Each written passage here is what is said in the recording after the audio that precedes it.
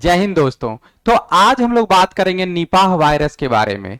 तो केरल जो है हाई अलर्ट पे है। और जैसा कि कोरोना का पैंडेमिक आया था और जैसी इमरजेंसी वाली हालत पूरे वर्ल्ड वाइड में थी, पूरी दुनिया भर में जैसी इमरजेंसी की सिचुएशन लगी हुई थी और जो पाबंदियां लगी थी, वो सारी की सारी पाबंदियां अब केरल में इंप्लीमेंट की जा रही है।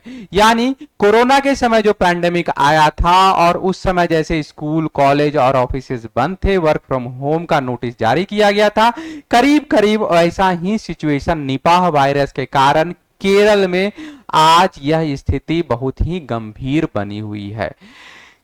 जानते हैं कि निपाह वायरस आखिर फैलता कैसे है, कैसे यह एक दूसरे को संक्रमित करता है और यह कितना ही घातक क्यों है।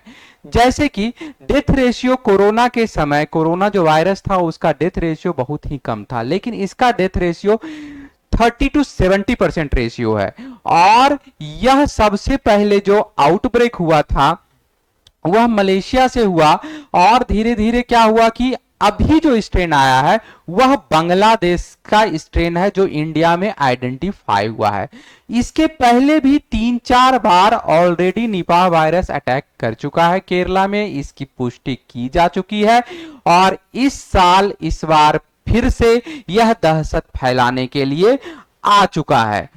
और समझते हैं सबसे पहले कि होता कैसे है, यह कैसे ट्रांसमिट करता है। निपाह वायरस जो होता है वह ट्रांसमिट करता तो करता कैसे है। सबसे पहले हम लोग समझते हैं कि यह जानवरों के द्वारा मनुष्यों में आता है। सबसे पहली बात कि यह मनुष्य के संपर्क में, या मनुष्य जब भी इन्फेक्टेड होगा तो इससे कैसे होगा, चमगादड़ के थ्रू या सुगर के through. Transmission of NIV to human में occurs after direct contact with infected bats and pigs. जो भी इन्फेक्टेड पिग होंगे या बैट्स होंगे, जो भी चमगादड़ या सुअर इस वायरस से इन्फेक्टेड होंगे, अगर मनुष्य उसके ह्यूमन उससे डायरेक्ट कांटेक्ट में आता है तो चांसेस बहुत ही ज्यादा हाईली चांसेस हो जाता है कि मनुष्यों में भी क्या होगा, इस वायरस का इन्फेक्शन हो जाएगा। तो समझिएगा कि चमगादड़ क्या करते हैं, फ्रूट्स को खाते हैं और फ्रूट्स को फिर किसके द्वारा कंज्यूम कर लिया जाता है, ह्यूमन के द्वारा, आदमी के द्वारा कंज्यूम कर लिया जाता है। फिर ये आदमी क्या आते हैं, कांटेक्ट में आते हैं और सभी अलग अलग लोगों से। तो और एनिमल का क्या करते हैं, कंजम्पशन भी करते हैं, एनिमल के मीट्स को खाते हैं। अगर सुअर निपा वायरस से इन्फेक्टेड है और उसके मीट्स को कंज्यूम किया गया तो भी ये क्या होगा, ये आदमी उससे इन्फेक्टेड हो जाएगा। समझिएगा। तो सुअर जो फ्रूट खाया तो बचना क्या है कि जो भी फ्रूट्स है, जो भी इन्फेक्टेड बैट्स या बर्ड्स का जो इन्फेक्टेड फ्रूट्स है, कोशिश ये करना है कि उसको अभी खाना नहीं है, अभी उसको अच्छे से साफ कर करके या डायरेक्ट कंजम्पशन से हमें बचना है। आगे हम लोग देखते हैं कि ये होता कैसे है और कैसे इन्फेक्टेड करता है लोगों को। तो डिजीज काउजिंग क्या है कि disease causing virus affected both animals and human. जैसा कि अभी हम लोग देखे कि एनिमल में होता है पहले और उसके बाद एनिमल से किसको, ह्यूमन में आता है। पहली बार मलेशिया एंड सिंगापुर में 1998 और 1999 में क्या किया गया था, आइडेंटिफाई किया गया था। सबसे पहली बार ये कब आया था निपा वायरस, 1998 और 1999 में। उसके बाद मोरेटिल जो मृत्यु दर है, मोरेटिलिटी जो रेशियो है, मोरेटिलिटी रेशियो कितना है, 70%। यानी मृत्यु के चांसेस, अगर आप या कोई भी व्यक्ति इससे इन्फेक्टेड होता है तो 70% चांसेस है डेथ रेशियो का। उसके बाद कर रहा है fruit bats human to human transmission are also likely.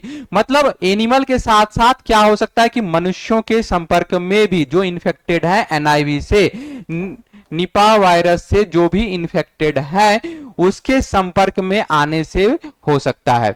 सबसे पहला 2018 में केरल में कोझिकोड के शहर में, कोझिकोड में आया था केरल में और 17 लोगों की मृत्यु हो गई थी। इसी तरह से बार बार उसी पर्टिकुलर लोकेशन में, केरल के कोझिकोड में, और इधर कुछ क्या हुआ था, पूर्वी राज्यों में भी क्या हुआ था, ऑब्जर्व किया गया था, सिल्लीगुड़ी ये वेस्ट बंगाल में 2001 में, ठीक है। फिर वेस्ट बंगाल में 2007 में, यानी दो एरिया वेस्ट बंगाल और केरल, दो राज्यों में इन्फेक्शन रेशियो या जो फाइंड आउट है, जो पता लगने की चांसेज है, वो इन दो स्टेट्स में बार बार ये ऑब्जर्व किया गया है, 2001 में और 2007 में। कहा? सिल्लीगुड़ी वेस्ट बंगाल में। उसके बाद 2018, 2017 और 2019 और इस तरह से केरल में, और इस बार 2023 में। साल दर साल केरल में ये ऑब्जर्व किया जाता रहा है। सिम्टम्स क्या क्या हो सकते हैं?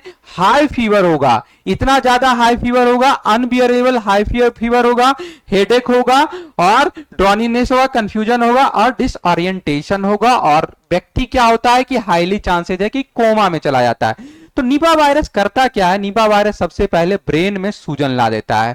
ब्रेन में जैसे ही सूजन आएगा तो ब्रेन काम करना बंद होगा। तो ऑब्वियस सी बात है कि हेडेक होगा, फीवर होगा, उबासी आएगी, कंफ्यूजन होगा और ब्रेन धीरे धीरे काम करना बंद करेगा, यानी कि कोमा वाली स्थिति में ला करके छोड़ देगा आपको निपा वायरस। और डेथ रेशियो, जैसा कि हम लोग क्या देख रहे हैं, 70% चांसेस है डेथ रेशियो का।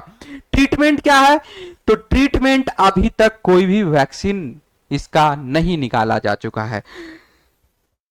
नो वैक्सीन अवेलेबल, कोई भी वैक्सीन अभी तक अवेलेबल नहीं है। ट्रीटमेंट है, सावधानी ही बचाव है, सावधानी ही आपका बचाव है। Intensive supportive care for humans, मतलब कि आपको क्या करना है? सुरक्षित रहना है और आइसोलेट करके आपको रखा जाएगा। और जो नॉर्मल मेडिसिन जो अवेलेबल है, जो सिम्टम्स, जो इन सारे सिम्टम्स के लिए जो मेडिसिन चलता है, वही मेडिसिन अभी आपको जो निपा वायरस से इन्फेक्टेड है उनको दिया जाता है, ठीक है। कुछ एक वैक्सीन जो इन्वेंटेड हुआ है, जो ऑस्ट्रेलिया के द्वारा किया गया है और वह अभी प्रथम चरण में ही है। तो इंडियन गवर्नमेंट ऑस्ट्रेलियन गवर्नमेंट से रिक्वेस्ट की है और ज्यादा चांसेस है कि आईसीएआर को 20 डोजेज जो वैक्सीन का है वो मिल जाए। कितना? 20 डोज वैक्सीन का मिलेगा, लेकिन वो अभी ट्रायल के फर्स्ट फेज में ही है। तो वह कितना कारगर होगा उस पे भी एक क्वेश्चन मार्क है। लेकिन अभी हमें क्या करना है? जैसा सिम्टम्स कोरोना के समय था, सिमिलर काइंड का सिम्टम्स अभी हमें अपने daily day to day life में क्या करना है? रखना है। तो जैसा कि अभी हम लोग क्या कर रहे थे कि फीवर होगा, हेडेक होगा, ड्रॉनीनेस होगा और डिसओरिएंटेशन होगा, मेंटल कंफ्यूजन होगा, कोमा होगा और पोटेंशियली डेथ हो जाएगा। लास्ट क्या है कि डेथ हो जाना है, ठीक है। तो प्राइमरी ट्रीटमेंट क्या? इंटेंसिव सपोर्ट की unit care, no specific treatment for Nipah virus. और आफ्टर एक्सपोजर इंक्यूबेशन पीरियड 5 से 14 दिन का है और 3 से 14 दिन तक फीवर होगा। लेकिन एक बार अफेक्टेड होने के बाद यह क्या है? इसके सिम्टम्स अगर आप बच भी जाते हैं तो ये सिचुएशन बहुत ही ज्यादा घातक है। तो इसलिए हम बार बार यह बोल रहे हैं कि सावधानी ही बचाव है। तो जैसा जो भी प्रिकॉशन था कि बार बार सैनिटाइज करना है, हाथ को अच्छे से धोना है और बार बार क्या करना है कि हाथ को, उंगलियों को बार बार माउथ या नोज के पास नहीं ले जाना है। तो इस तरह की जितनी भी सिम्टम्स थी, जितनी भी गाइडलाइन जारी किया गया था कोरोना के टाइम, वो सारी गाइडलाइन को अभी हमें फॉलो करना है अगर हमें इस निपा वायरस से बचना है तो चलिए, ये तो था निपा वायरस और आप सुरक्षित रहें, यही हम आशा करते हैं। तो आज इसी पॉइंट पे इस डिस्कशन को खत्म करते हैं, फिर मिलते हैं